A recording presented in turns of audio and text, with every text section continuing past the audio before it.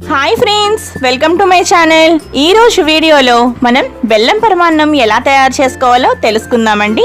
అది కూడా మనం చక్కగా ఆవు పాలతో, శ్రేష్టమైన ఆవు పాలతో ఈ పరమాన్నాన్ని తయారు చేస్తున్నాము.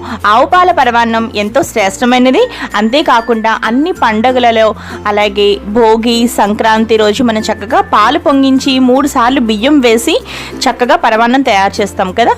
అంత శాస్త్రీయంగా మీకు నేను ఈరోజు చూపిస్తాను. అంతేకాకుండా ఈ పరమాన్నాన్ని అమ్మవారి నైవేద్యాలకి, అలాగే భోగి పండుగ, సంక్రాంతి పండుగ రోజు, అలాగే మాఘమాసంలోనూ రథసప్తమి రోజు చక్కగా పాలు పొంగించి పరమాన్నం చేస్తాం సూర్యనారాయణమూర్తి స్వామికి. ఇలా చేస్తూ ఉంటాం. మరి ఇంత శ్రేష్టమైన ఆవు పాల పరమాన్నం మీరు కూడా తయారు చేయాలనుకుంటున్నారా? ఒక్కసారి ఈ వీడియో ఎవరైనా చూసే ముందు నా ఛానల్ని ఇప్పటిదాకా సబ్స్క్రైబ్ చేసుకుని ఉండకపోతే లావణ్యాస్ లైఫ్ స్టైల్ ఛానల్ని తప్పకుండా సబ్స్క్రైబ్ చేసుకోండి. మనం ఇప్పుడు ఇంగ్రీడియంట్స్ని చూద్దామండి. ఈ